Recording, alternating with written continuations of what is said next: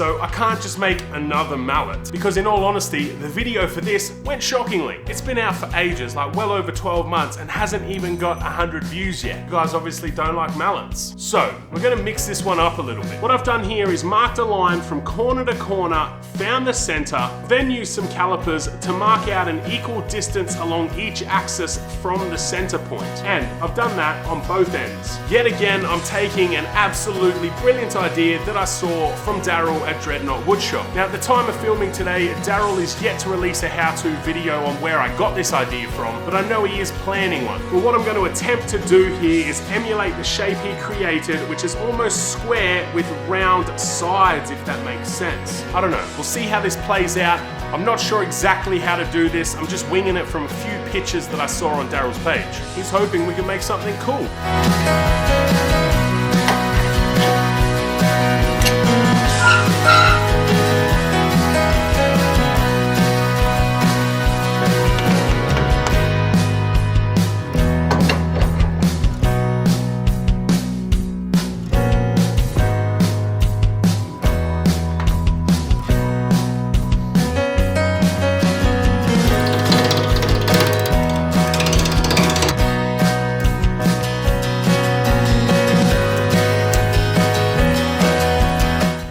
That didn't go to plan at all. I really wanted to use this piece of jam wood because the grain detail is just absolutely gorgeous. But unfortunately, it's a bit too tight grained and it just split straight out on the lathe. Look at that. Now, it's probably common sense, but common sense ain't that common these days. I'm gonna do all the same sort of marking up as I did on this piece, on the new piece, then I'm gonna throw it on the lathe, in case you're following along and doing this yourself. And while we're here, having a nice little chat, if you haven't checked out my Facebook page yet, make sure you head on over to @JNDCreations18 and check it out. It's well worth it, I promise.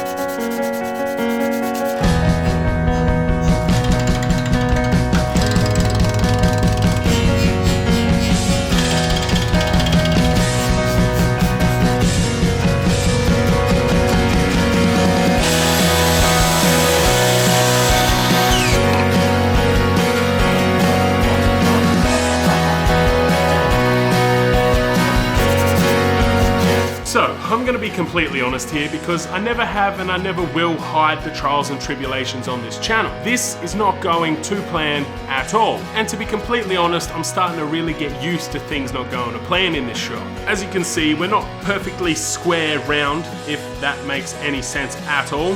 So, I figured this might be a good opportunity to whip out these bad boys that I bought recently and try my hand at some relief carving. Again, something I know nothing about, something I've never done before, and yet for some reason my expectations are that it will be successful. Maybe that's the issue here. Anyway, no time for D&Ms. Let's have a crack at some carving.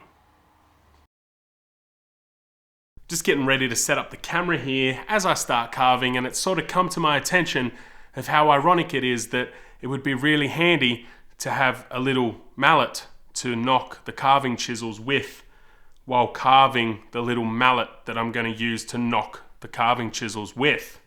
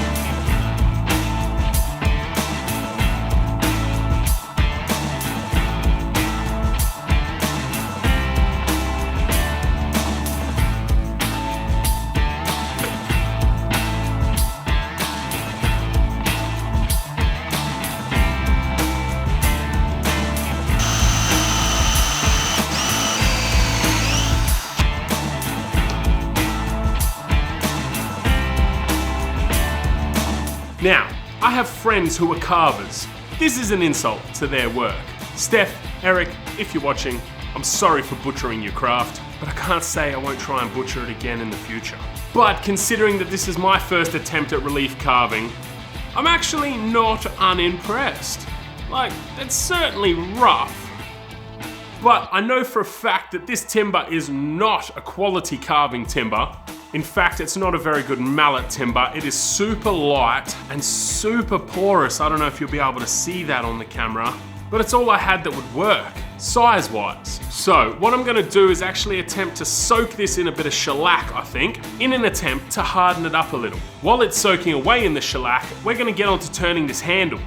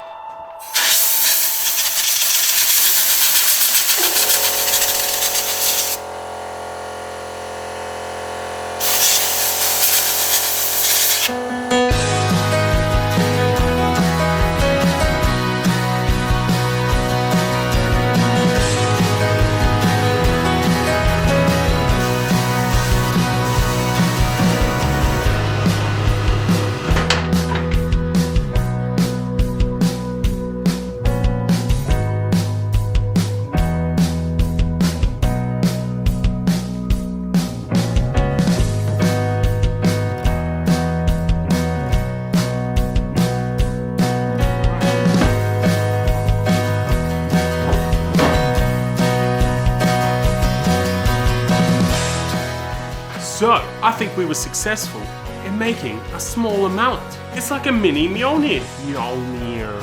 How do you say that? Considering the difficulties of this build, I'm actually pretty happy with the final result. It is super lightweight, but after soaking it in that shellac, it really seems quite dense. But it's not gonna wear your wrist out when you wanna sit there and tap your chisel.